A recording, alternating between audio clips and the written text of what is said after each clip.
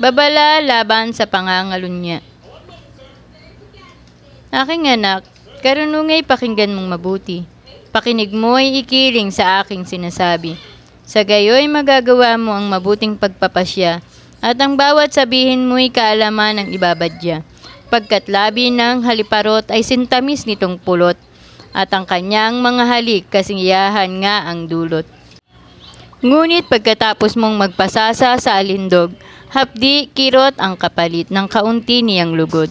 Ang kanyang mga hakbang ay tungo sa kamatayan, daigdig ng mga patay, ang landas na hahantungan. Pagkat di niya siniyasa at daang patungo sa buhay, ang daan niya ay liko-liko, ni hindi niya ito nalalaman. Kaya nga aking anak, sa akin ay makinig. Huwag lilimutin salita ng aking bibig. Lumayo ka sa babaeng masama ang pamumuhay, ni huwag kang lalapit sa pinto ng kanyang bahay. Baka dangal mo'y sirain at ang kinimpa ng iba sa kamay ng masama ay mamatay kang maaga.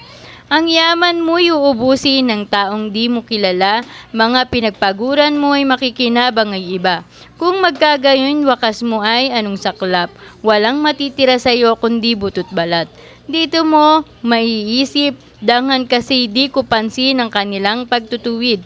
Puso ko ay nagmatigas, sisinunod ang aking hilig.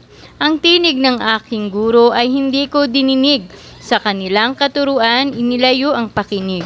At ngayon ay narito ang abakong kalagayan, isang kahihiyan sa ating lipunan.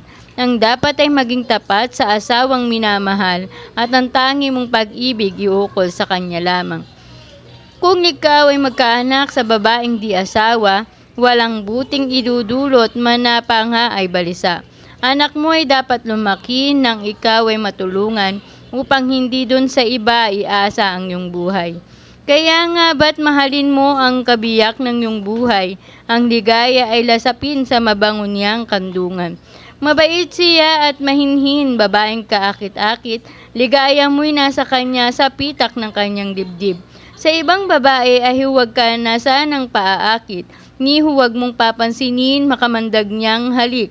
Ang paningin ni Yahweh sa tao ay di maiaalis, laging nakasubaybay sa bawat oras, bawat saglit. Kasamaan ng isang tao ay bitag na nakaumang.